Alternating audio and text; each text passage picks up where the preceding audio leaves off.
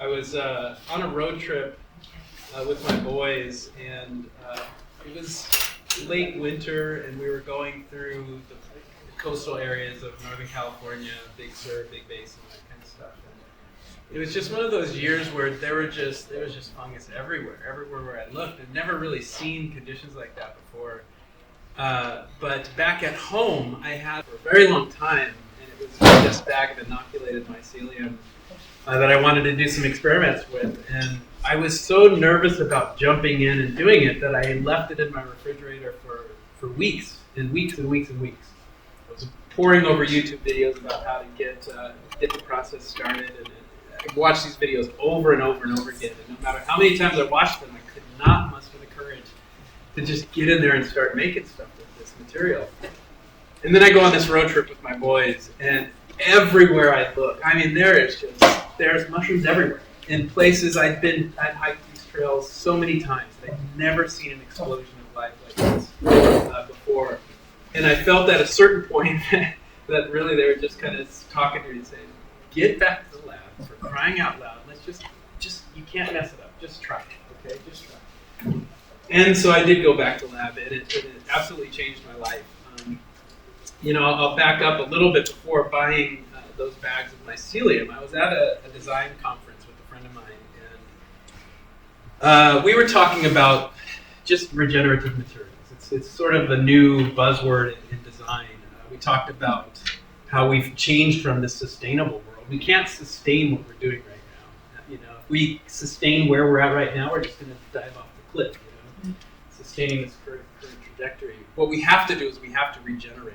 And I used to get a little mad at people because it's one of those things where it's like, hey, can't you just figure it out? Why can't you make better choices? And then I realized, oh, it's not you. It's me. That's my job.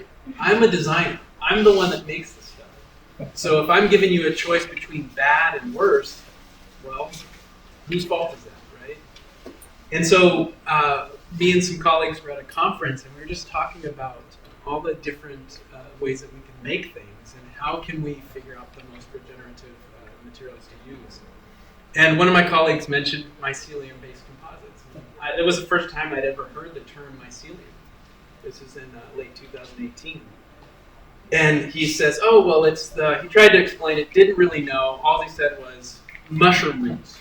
It's like good enough for me, so I went home and I looked it up, and I thought, oh, wow, that's very cool. When we were talking, I said to him, well, he knows that I'm infatuated with chair design. He says, well, you should try this material. It's pretty cool. And I said, well, I'd love to make a chair out of that material. He said, well, it's not quite like that.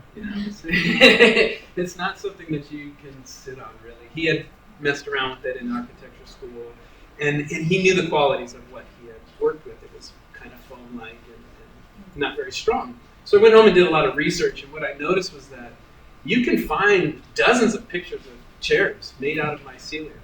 You'll never see one person sitting in them, though.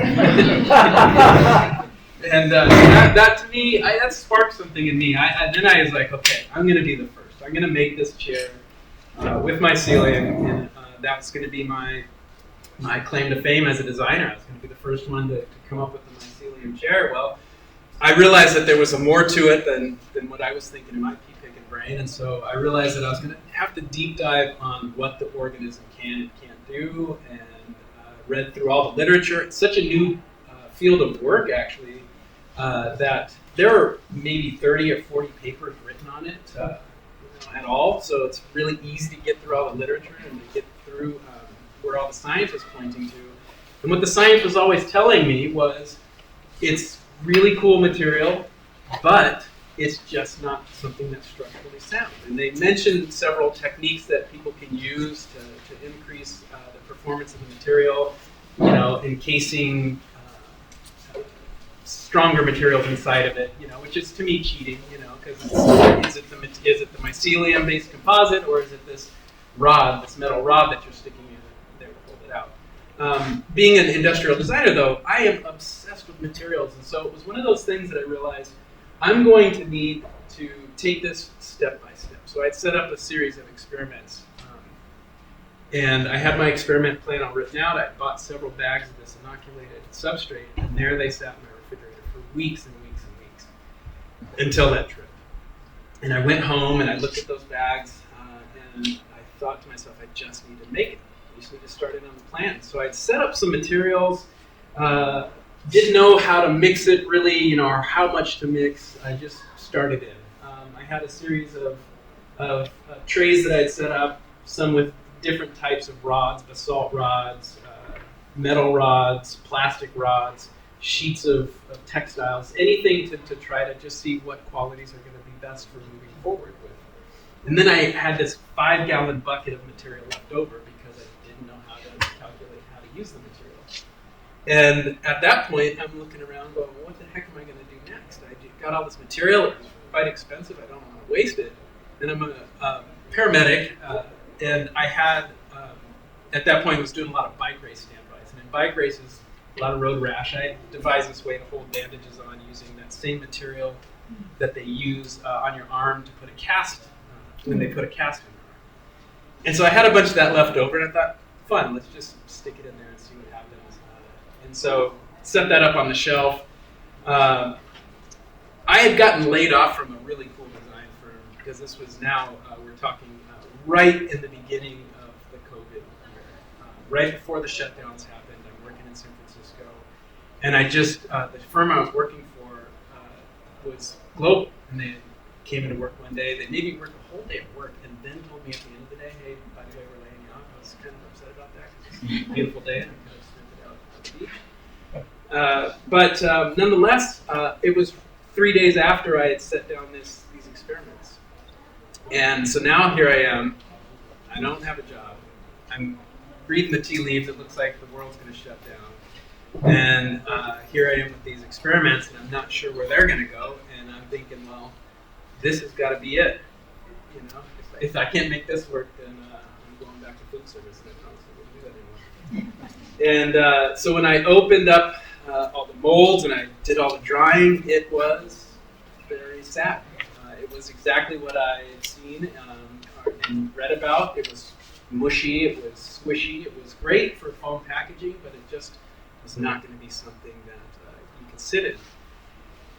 And so a few days after that, I'm sitting there looking at this rack of experiments, and I'm just thinking, man, I just really need to think about how I'm going to make this stuff harder. And I'm wrapping my knuckles on a part that I had thought of, that the mistake material that I made. And I realized, whoa, this is different from that. And let me figure out what the heck I just did. And so it took me a few months to reverse engineer what I had actually done.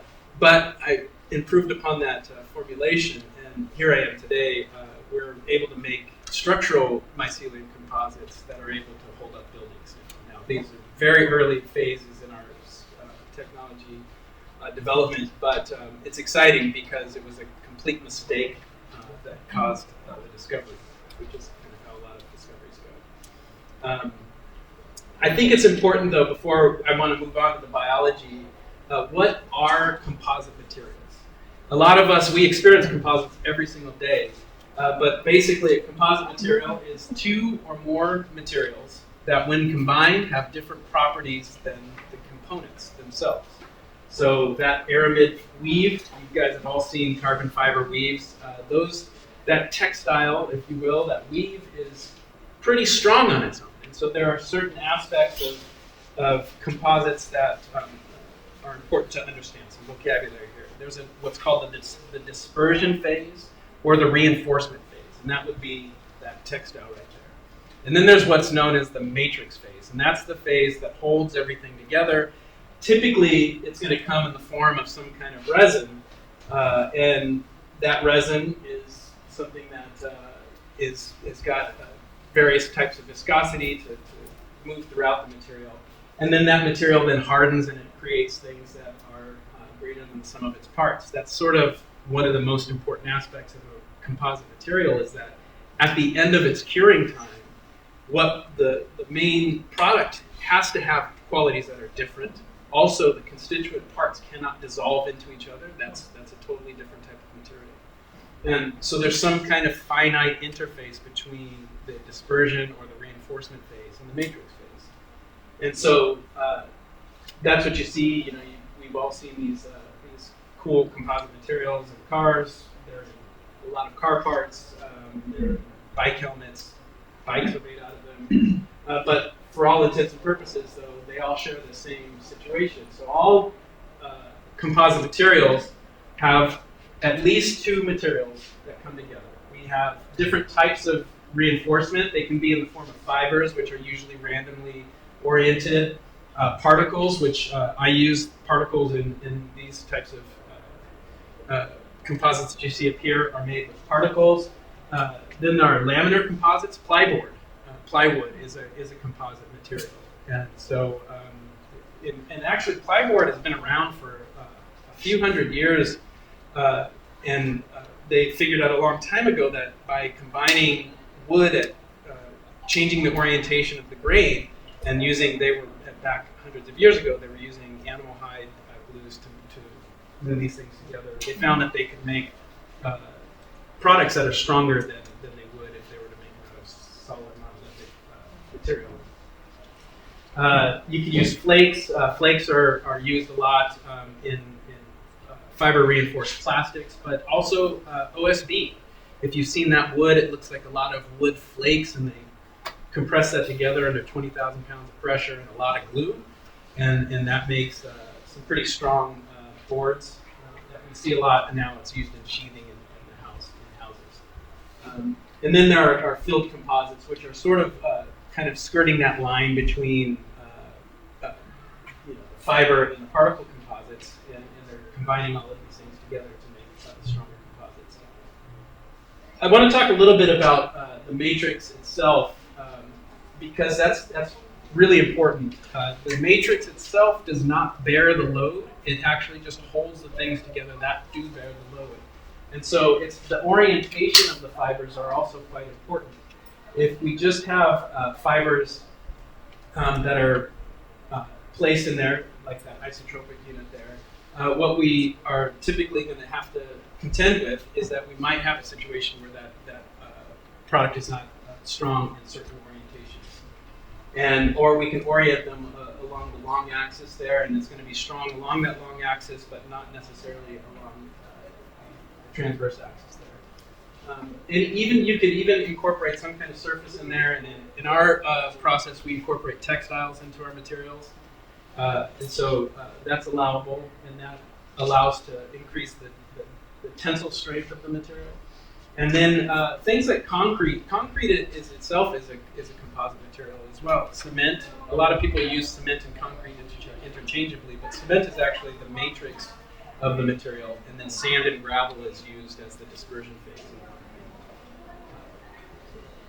So that's the one big benefit of composite materials is that if we take a tree out of the forest and you want to cut that into dimensional lumber, when you're just seeing that tree there, you have to hope that there aren't a bunch of knots in it and that it's going to suit your purpose. When we're creating a composite material, we get to tune that material to our needs.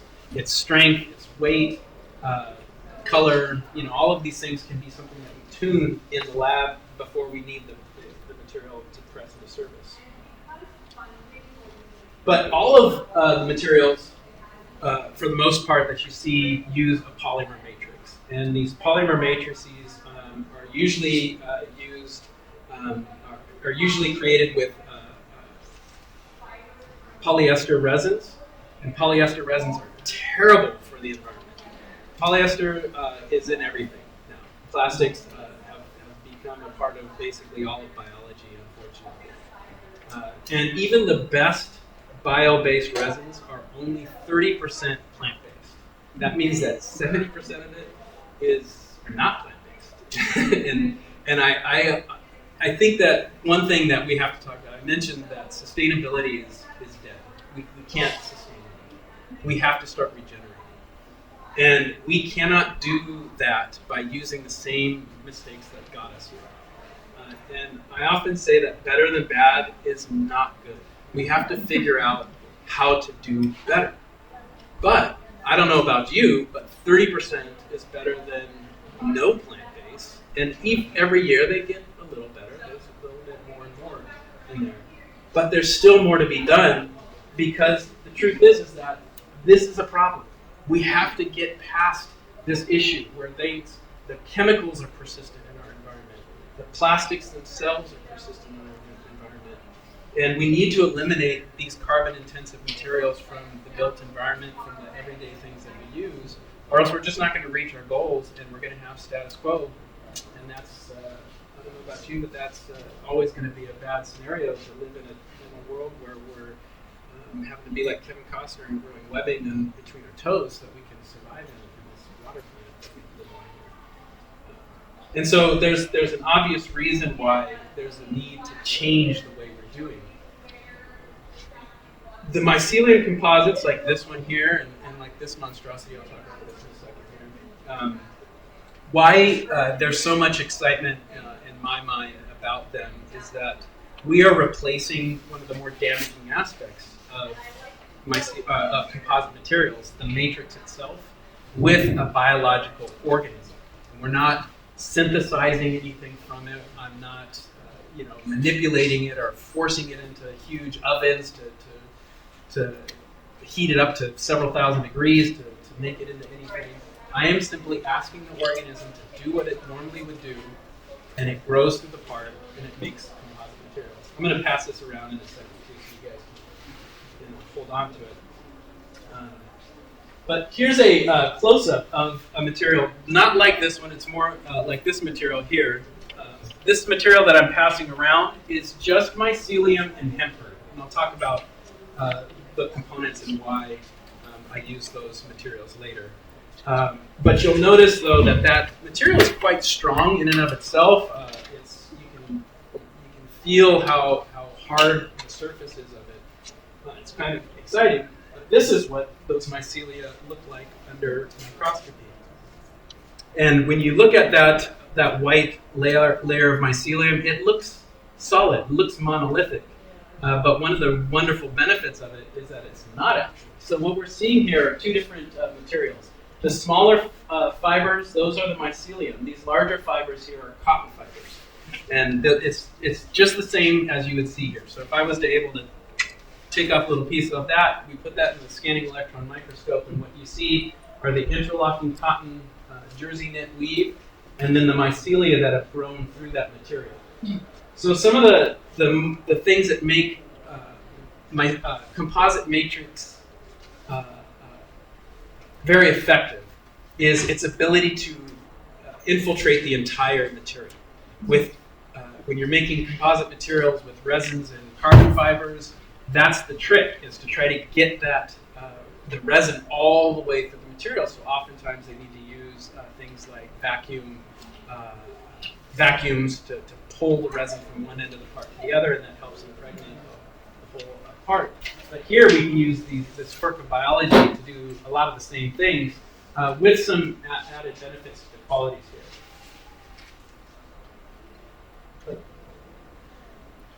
Here's another picture of, these are mycelial cells here. And when we go over the biology, I'll talk about some of what the different types of cells that you're seeing here.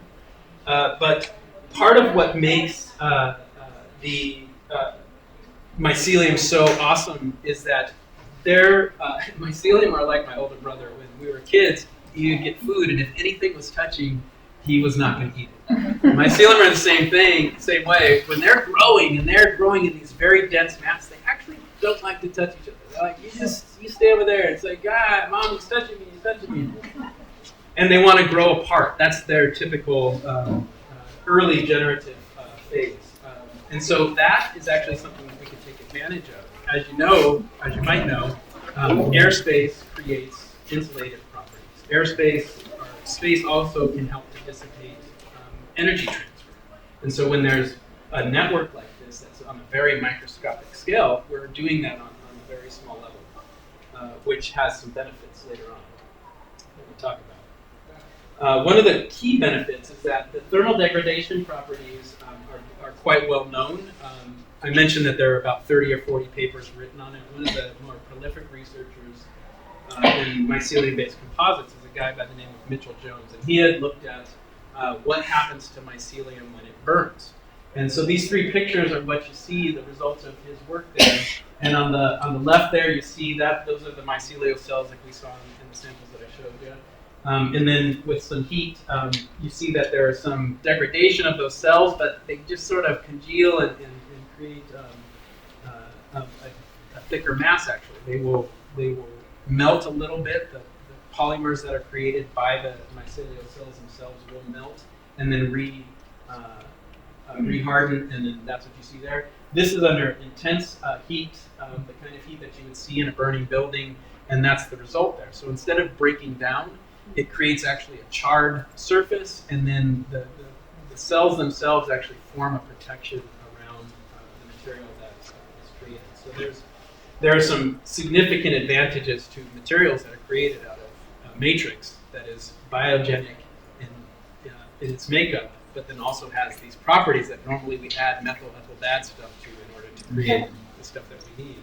And you don't need to do that. We just need to listen to biology. This is a scanning electron microscope image of our material as well. We call it zero form because it's zero waste, it's zero carbon, actually negative carbon, and it can be formed into anything. And I take out a bunch of vowels and things like that. So it's really hard to spell, but I'm a designer. So. But this is a close-up of the material as well, and one of the other qualities that you can see there is that anastomosis, or the mixing of all of the cells there to create this really dense mat there, is you see that happening here throughout that. This is a section of cotton textile there, open weave, like a cheesecloth type of textile there. And you can see how the mycelia have completely impregnated, even in between the different warp and weft pores of the textile. And so I ask myself all the time, when you can find something like this, why don't we use the biology? Why not? Well, it's because it's tricky. And biology is, living things. If you've got kids, you know that they will zig when you want to zag. If you want to get out the door, they're upstairs doing something different. And so biology is the same way when it comes to industrial processes. It's really difficult to harness biology to do what we want all the time. And so that's kind of the important thing to keep in mind here is that when I'm all about mushrooms. I am all in. You can't tell me that there's nothing that they can't do. However, I think it's very important that we talk about capabilities right now, what it can do and what it can't do. Because if we oversell it and it's disappointing, well, then it's going to just kind of fall flat. We really want, when we really need these materials to come into the fore. So let's talk a little bit about the biology and why these materials are going to work. And then I'm going to tie the two things together. Composite material technology and the needs for composite materials, what they need to be effective. And then we'll combine what we're about to go over in the biology section a little later on. But I just want to take a moment to talk about a certain aspect of the lifestyles of mushrooms, what we know as fungal ecology. Has anybody heard that term before? Yeah, fungal ecology being the temperature, the humidity, the substrate, all the different food sources, organic food sources, inorganic obstacles that they may face, the size of the host. All of these things come together to create the environment that creates the optimal growth for a fungal organism. And a lot of you may know, but when we see mushrooms, which we're all here, we're all lovers of mushrooms, that's like 0.01% of the organism. Most of that organism exists underground, out of sight, inside you, inside of a tree. And that organism is actually the mycelium, not the fruiting body. The fruiting body is just the reproductive organ that we know and love so well, but it's not the main crux of the organism. And so ecology is a very important aspect of the fungal organism. There's also something to be said too. Mycelium are quite interesting because a fungal organism, most fungal organisms I should say, have the ability to change its lifestyle just based on stuff that happens, Just like you and me, mushrooms are closer to humans than they are to plants. And we act a lot of the same way. We make our decisions on how we fill in a space. If there's lots of food and there's lots of optimal conditions, we're going to go to town and we're going to fill that space up. We're going to invite all of our friends over for a party. Mycelium are the same way, but if that food source gets cut off or it increases dramatically over the course of a season, then it's going to change its lifestyle based on that. And so those are the things that we harness later on to make our materials. There are three aspects of fungal ecology that all fungal organisms have to contend with in the wild. And that is things like I mentioned, changes in the food sources, but then also changes in temperature. If it becomes warm all of a sudden and then becomes moist out in the forest, you might have some fruiting bodies pop up because there was some changes to the ecology that signaled that organism to wake up. But really, it boils down to three very main aspects, and that is stress, competition, and disturbance kind of rule the day for fungal organisms. And a lot of the times, you'll see a documentary about fungi, and they'll say, "Oh, fungi, they're all about bridging things, bridging life and death, and they all work together." This is actually only very partially true. The truth is that underground, there are pitched battles happening between fungal organisms. They hate each other for the most part, and it seems like there's a war. And then these are anthropomorphic terms here that I'm putting on them. But that kind of highlights what it is. We just don't understand why they do what they do. That's why I like to go into nature and observe them, is because observing them and the way they do things, you can have a better understanding. But the truth is that Mycelium have the need in the wild to protect themselves against bacteria, against other fungal organisms, against disturbances like a cliff falls down and the soil that it was relying on is now disrupted. What does that mycelium do?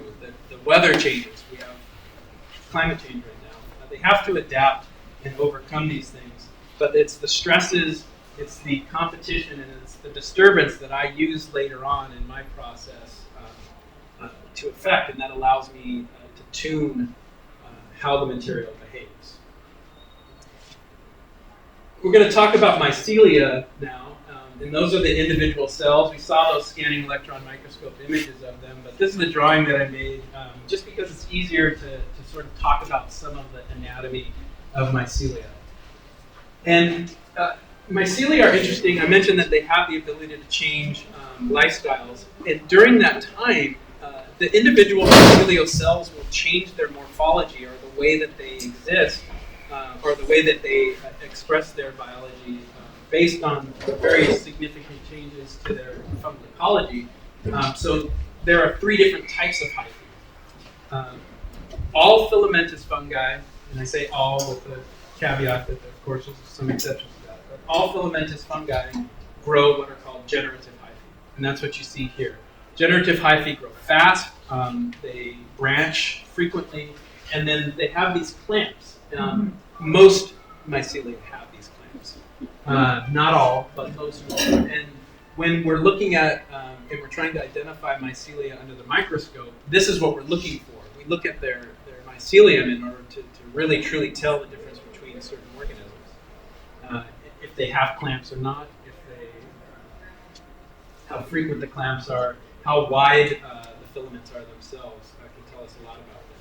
But these generative hyphae make up most of that white that you see in the ground or in any host organism. So there are a couple terms that we need to know here. There are what's known as monomytic, that is mono being one type of mycelium.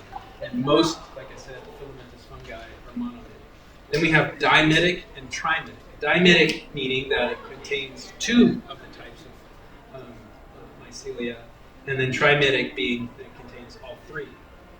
Most mycelia that are dimytic are going to contain the skeletal hyphae as well. They're much larger thickness to the walls. They provide a lot of strength. You'll typically find these skeletal hyphae in the stipe of a fungal fruiting body. And so most diamidic species are going to be species that you'll see, the Mycelium will have both generative hyphae and these skeletal hyphae. And it's obvious, they're aptly named, they provide that skeletal support. The third type of Mycelium are these binding hyphae, and they're highly branched. They do also have very thick walls, but only certain types of fungal organisms actually create this third type of Mycelium. And they're the sorts that I like to focus on. And typically these are also going to be in the polypore family. And as you all probably know, the polypores are the ones that grow on trees.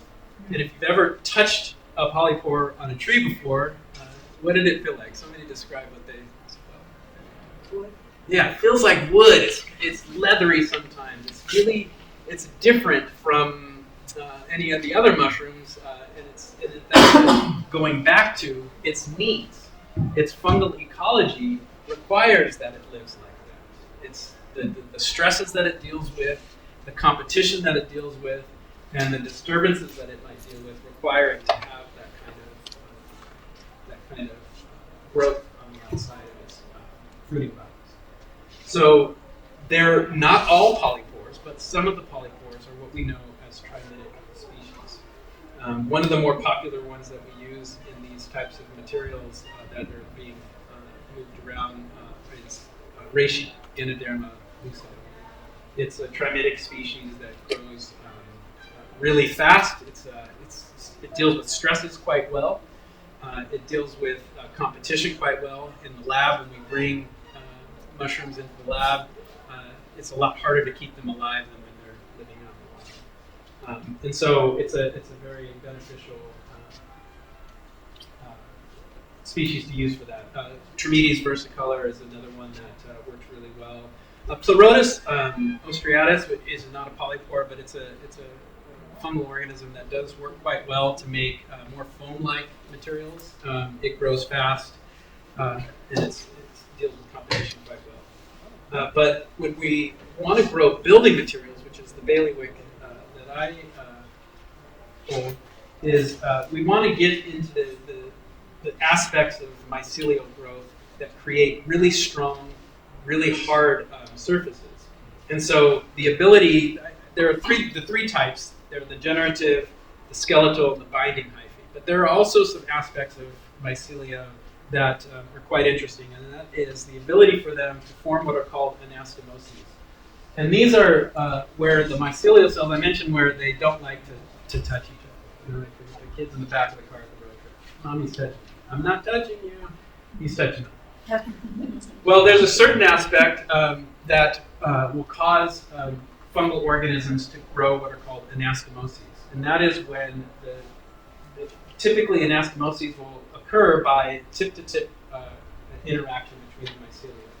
And you see that here is what we see, all of that webbing that has the substances in between. The mycelial cells will connect tip to tip. They'll excrete a little bit of the chitin. They'll kind of create this really thick web.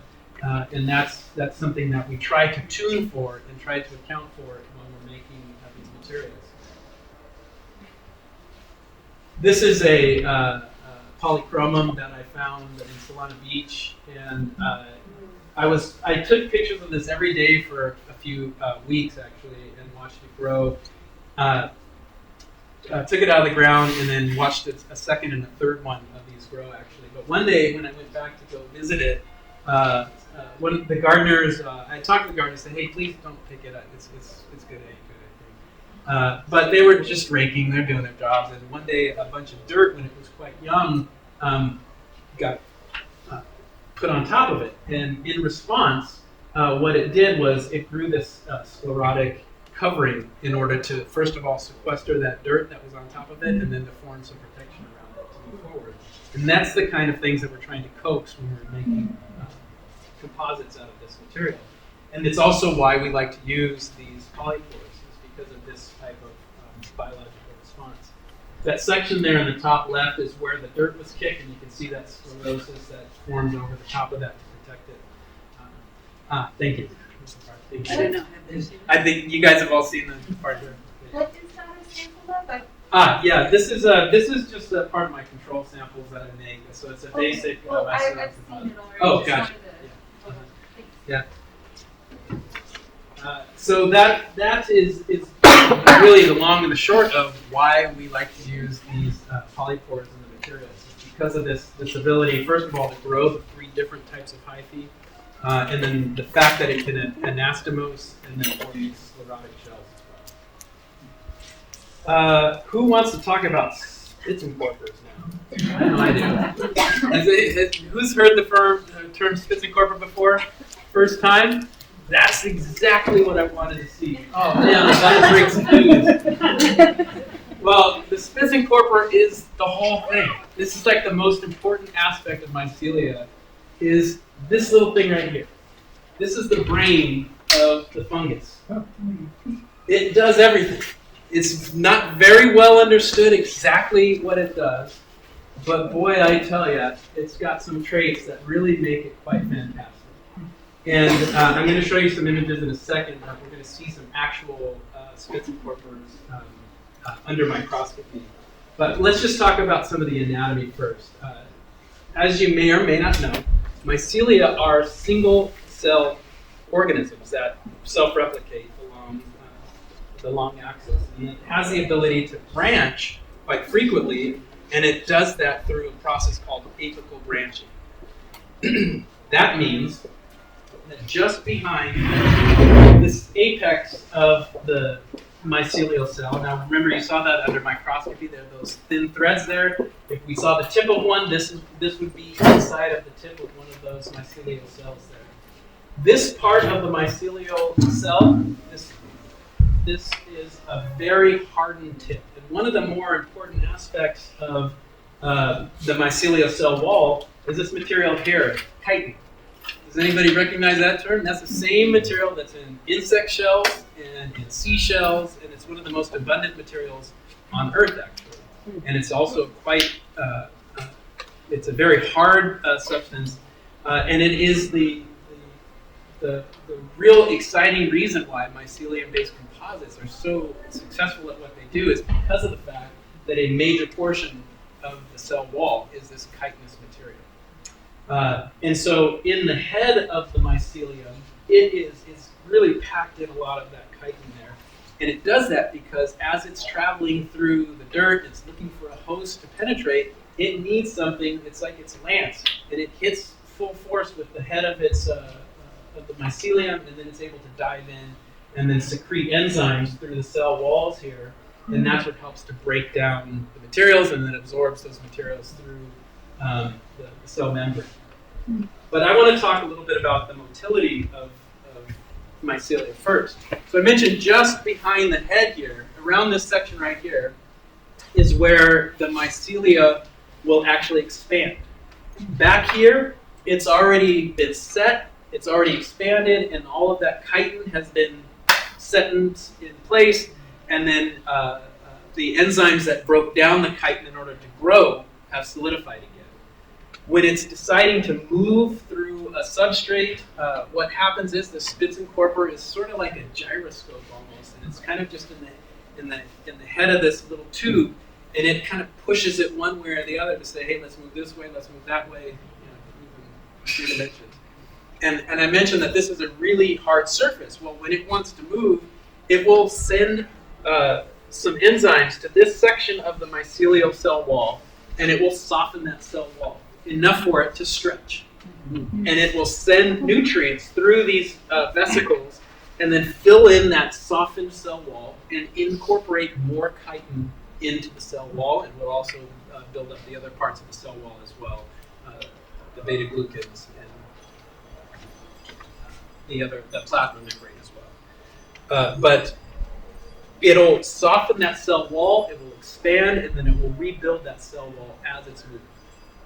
It's quite amazing when you see it happen. I wanted to put in there are some researchers that took a video of this actually happening. You can see a mycelial cell moving, but you know how videos and presentations go. I'm going to describe it to you instead. This is part from one of those videos there, and this is an actual mycelial cell. Here's the Spitzenkorper here. This is a solid piece of material that it has encountered and then made a right turn here. You can see some of the vesicles that are stretched out through here. And then this is where the section of the cell wall that softens, and then the vesicles that fill in, and then that Spitzenkorper just keeps moving down, and then it'll just keep filling in the rest of the material as it goes. What's really interesting, you mentioned that the Spitzenkorper acts like a gyroscope inside the cell. And so typically when it's just moving through, it's centered within the tip of that hyphal tip there. But when it encounters a hard substance, a hard surface, it's going to lean into that surface to see, hey, well, it doesn't have eyes that we know of, but it can somehow sense the material that it's interacting with. And so what you see is that as it hits a material, that Spitzenkorper moves closer to the wall that it's riding against. You saw that here, but this is showing that it hit, and then it starts to spread across. And then here, it's what these are little chips. And a lot of people have seen petri dishes where they've grown mycelial cells in a petri dish, and it kind of grows out from the center. It grows that circular shape there. But what researchers wanted to look at is in soil, it's a three-dimensional thing. It's heterogeneous. It runs into stuff. So they wanted to look and see what is actually happening. And so they created these microfluidic chips. Are used for a lot of different things, for fluid switches and computers and things. But a researcher said, hey, those fluidic chips, those passageways are 5 microns wide. Sweet, that's how wide hyphal cells are. So let's see what happens.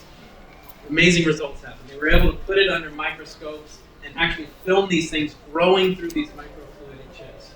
When they reach an open space like this, you can see that it says, oh wait, we fell off the cliff, but that gyroscopic action is going to say, yeah, but the last known space, the last known surface that we were up against is here, so let's kind of edge in that direction.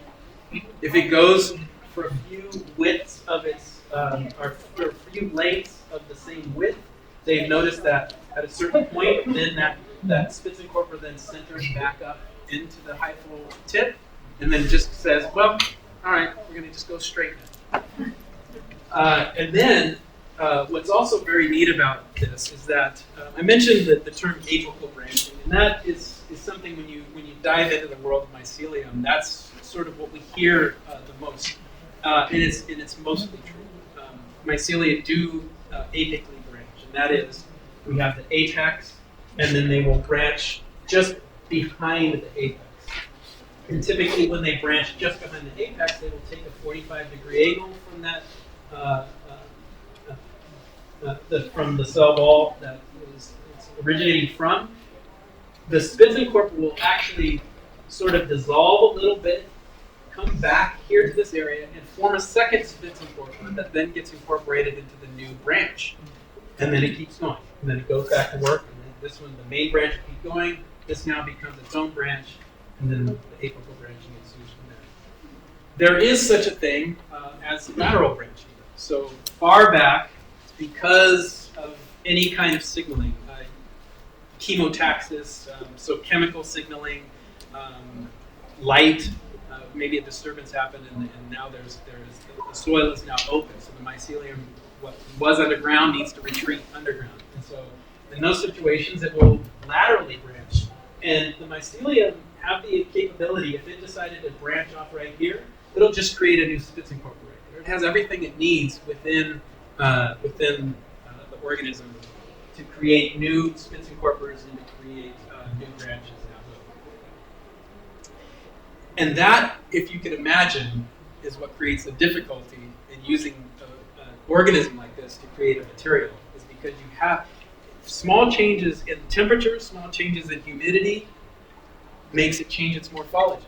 And so if we change the morphology, what I wanted to be strong is now squishy if I make a mistake in the temperature or the humidity. Yes? So does it need the Spitzenkorper to go back there to make a new one? Or is it'll just kind of That last part. Yeah. It'll pull pieces. Her question is that will it create so this fits and corporal will say to the body back here, hey, we need another one. We need to laterally branch. I've reached a dead end here. We can't go any farther. Let's do something back there. And so it'll do it. So the communication happens throughout the whole mycelial network. If you guys remember that massive mycelia that we saw under the scanning electron microscope, it has the ability to communicate messages, nutrients, and give a sense of what the environment's like. Yeah. So earlier you said that the one part was like kind of done and built already, and that the fixing portion was just in the tip. Yeah. But even in that spot, can it create a new fixing portion if it wants? Yes, it can. Yeah. So and then what happens is that the first signaling happens to create these enzymes. Chitinase is the one that breaks down the chitin and creates the cell walls, softening so that it can then branch from that. It creates a little bud at first, and then it keeps growing. All right. So now we're gonna move on and talk about some of the difficulties of why it's difficult to take a living organism and say, hey, we want you to do this and do it consistently, and then we're going to make buildings out of it, and big deal, right? Here.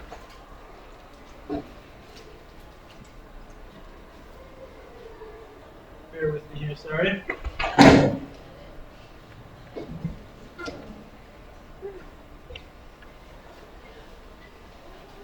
All right, so we talked about fungal ecology separately, and in the wild, it is a very random, very the environment around a fungal organism is changing constantly.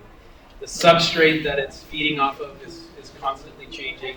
It might be decomposing something, and then at a certain point, that food source is all gone. And if you've heard the term succession, then what happens is the next fungal organism comes in and takes up over the next reign setter. But until that substance, or until that substrate is all gone, it's going to be working through that. There are other nutrients that the host material might have most of what it needs, but it's going to encounter other nutrients as it goes along. And that's something that we account for as well when we're making these materials in the lab. So I mentioned that in the wild, fungal organisms will secrete antibiotics, and they will fight against other fungal organisms, against bacteria, against insects. They will create these substances that will stave off infection. And when we bring them in the lab, though, that ability for the organism to do that, whatever signaling it needs in order to do that is somewhat blunted when we bring these things in the lab. So we have to be super clean. I've washed my hands so many times, it's not even funny. I'm surprised they still are on my body actually right now. I've been wearing masks well before it was fashionable, and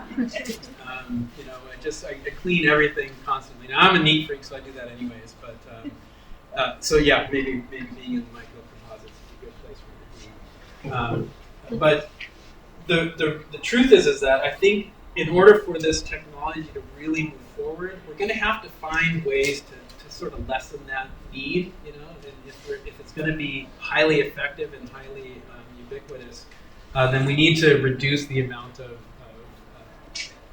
sterility that we need in order to make these materials. Another thing that it deals with in the wild that's different in the lab, and this is part of how we can tune the materials to do what we want to do, is in the wild, it's a heterogeneous food mix, right? It's going to see a tree, it's going to say cool, it might reach the end of that tree, and it might be a different type of tree that a fungal organism can meet next. But in the lab, we can give it a very specific substrate, and we can know its chemical makeup, and so I can control how much of that chemical makeup is consumed by the organism and how much of it is left at the end of the process. Another thing is that I can add in structures to that. So In this Mycelium composite here, there are two components. The particles in here that you see, those are hemp herd.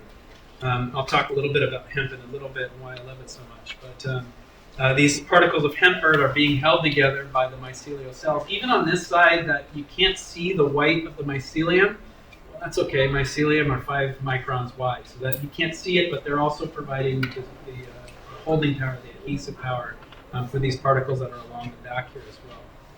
So this only has 2 components, but a part like this one has a third component in it, and I mentioned in the composite material there are 2 distinct phases. There's the dispersion phase, otherwise known as the reinforcement phase, and the matrix phase. That reinforcement phase can be enhanced by using textiles, woven and non-woven textiles. And in our situation, I like to use both knit and woven textiles in my material. This was the second thing that I actually ever made with Mycelium composites. And it was sort of a proof of concept for a chair shell. For a whole year, I was showing people this. I was able to stand on it this way. I was throwing out of windows. I was driving. I was doing anything crazy. I was like a carnival barker for a while. And then after a year of throwing it, it finally broke at this part here. But it's quite an amazing thing. And at the end of the class, you guys should come up and take a look at this. But what's important to point out here is that the textiles create a scaffolding for the mycelium to grow in.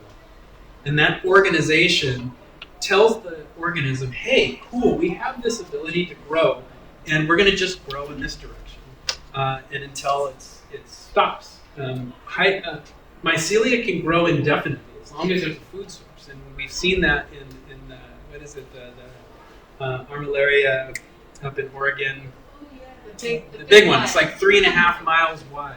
It'll just keep going and going and going, and I count on that when I'm making these materials. And so, as it's organizing along the scaffolding of the textile, it's also creating, and also by controlling the temperature and the humidity, I'm also able to have it express a lot of the binding. So in between these individual cells here, these are just separate tubes that were at one point. And you can come up here and try to pull these tubes apart. They're integral to each other. All of these things were floppy, wet messes before, and then they grew together by the strength of, there's no adhesives in here. It's all adhered together by the mycelia. When I made this, I thought, oh crap, I think you're really onto something now. I'm lucky it fit into my oven and I was able to dry it. So, yeah, that way. This is actually a neat, this is a strain of reishi that I just recently discovered that forms a really nice sclerotic shell that we're going to start incorporating this into our materials as well. But this is slightly different because if I was to really try to break this, I probably could actually. Whereas if I was to incorporate the textiles into it, it would increase that ductility. I want to quickly talk about hemp and why I'm in love with hemp so much. As a substrate, mycelia need a couple things, 3 things actually. Most fungal organisms can break down cellulose, and that's what most food sources for mycelia. Hemicellulose is another substance that it likes to consume. But some fungal organisms, like most of the polychromes, can also break down lignin. And lignin is what makes trees tall. It's what makes plants stand up even in the wind. It's why branches don't fall off. That lignin, those cross chains in the lignin fibers, create some mechanical properties that are quite desirable in mycelium composites. The other thing that I love about hemp is that it can actually regenerate the soil where it was once ruined. And I think if we wanted to, we could grow enough building material on small family farms in America. There's about 900 million acres of farmland in the United States alone. About 200 or 300 million acres of that is actually forest land that's owned by people that own forests. But the rest of that acreage is just agricultural land that probably was once a forest that was converted many years ago into farmland. So we talked about regeneration being very important. We can regenerate the soil by growing hemp. We can improve its ability to hold on to moisture. We can improve its ability to sequester carbon. Hemp is one of the more efficient carbon refineries that we have on the planet Earth. It's very efficient at breathing in that carbon dioxide and converting that into carbon. When hemp grows, especially the type that we use for fibers and particles, industrial hemp will grow a 6-foot taproot down into the ground. That's 6 feet of carbon that has been converted from carbon dioxide that is going to stay in the ground. And if the farmers are not tilling their land, then that carbon stays under the ground and things are good. Now, of course, a lot of this is contingent upon them using their best practices and not tilling the ground. This is the chart that shows what I think is the most important aspect of this material. On an acre of farmland versus an acre of forest, and the red doesn't show up very well there, but sorry, so the red bars here represent an acre of forest. I can create 6.5 times more building material from an acre of farmland growing hemp than we can extract from an acre of forest growing just timber. As well, the cost, as you can see, is negligibly different there. But here's the kicker, and a lot of people don't understand this, but 9.5 acres out of 10 of forest land that's harvested is harvested using clear-cut methods. If you've heard of FSC lumber before, has anybody heard of that before? FSC, or the European version of it, PEFC. If you buy that, would you feel confident that you're buying lumber that has not been harvested with clear cuts? You might think so, but the sad fact is that FSC allows for 40 acres of clear cutting per acre, and then they can skip. They have to have a little buffer, and they can clear cut another 40 acres. So you know what all the companies do that are FSC companies do? They clear cut. What happens when a clear cut happens is that acre of forest, and you'll hear a lot of times people say, oh, but it's cool. We're locking up that carbon in the building for a long time. Well, hell, the above ground carbon wasn't the problem. It's the atmospheric carbon that's the problem. And that tree was doing just a fine job sequestering carbon and putting it in the ground. Now we cut it down. Seems really backwards to me. When you clear cut a forest, for 13 to 15 years after that clear cut happens, it is a emitter of carbon dioxide. And I'm using very generous cycles here, a 30-year growth cycle for a forest. Truth is that most timber harvests are done in 15 to 20-year cycles. So if you can imagine, that acre of forest is a continual emitter of carbon dioxide the whole time, to the tune of 83 tons over the course of that 30-year process. Whereas we can draw down 138 tons of carbon dioxide and lock them up into building materials if we make them out of hemp. So obviously, this is something we have to transition towards. We have to have commercially viable ways to manufacture this. And I mentioned in the beginning that it's good to talk about what it is, and it's good to talk about what it ain't. Right now, it ain't ready for prime time. I need funding to sort of scale up my operations. For years and years and years, people have only thought that mycelium-based composites were capable of replacing foam packaging or replacing animal leathers, which it is very good at doing, and those things are ready for prime time. But using these materials in the built environment is going to take a lot more research because we don't want this building to fall down on us, so that's quite important. So I would say we're about 3 years away from seeing a material like mine becoming ubiquitous in the built environment, and we're quite close. I'm a little bit over time, but if it's okay, if there are any questions, I'd like to answer some questions, and I'll be here all day. What about moisture? What happens if it's wet or it's in a humid environment? Sure. Yeah, and I mentioned Mitchell Jones, the researcher.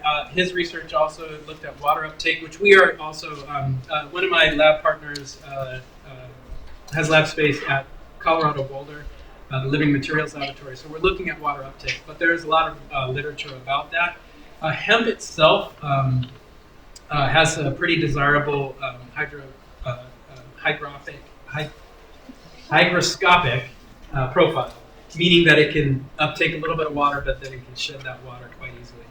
Mycelia are hydrophobic naturally. However, during the desiccation process, some of that natural hydrophobia changes to hydrophilia, and so the more dried out mycelial cells will wick moisture into the part, but because of all of those the spaces in between the cells, it's able to get rid of the moisture quite quickly. Yeah, so it can be completely waterlogged, and within a few hours it should be able to dry up in certain conditions.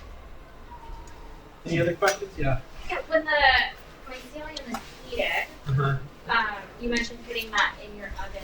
Yeah. Is the organism still alive? And Yeah. continue to grow afterwards? Yeah, very good question. And the if you can imagine, it would be quite a surprise later to have your walls start growing mushrooms. I mean, some people might think that's cool. I think it's actually, the smell, first of all. I love mushrooms, but that's good. That's great. So part of the heating, part of the finishing process, the desiccation or the drying with heat. So about to 80 degrees Celsius is what we need to heat it to, and that's what we know kills the fungus. I asked them, they said they don't care. They said, no, we can self-replicate it. Fine. Are you envisioning these as like bricks, like building bricks, or more like boards, or uniform, structures? Or Yes. Whatever you can sell. So initially, these materials will look a lot like 2x4s, but they'll be hollow sections, and they can also be created into superstructures like this one. So we can create joists, trusses, wall sections. Prefabrication is kind of the watchword in construction right now. So making prefabricated wall panels is also something we're looking at doing right now. Would lend itself at all to 3D printing? Yes, maybe. Question. Yeah. Well, I met with somebody earlier this year who that's her bailiwick is doing that kind of stuff, and she's excited to experiment with that. Yeah. What kind of diseases hit the mycelium? That's a very good question.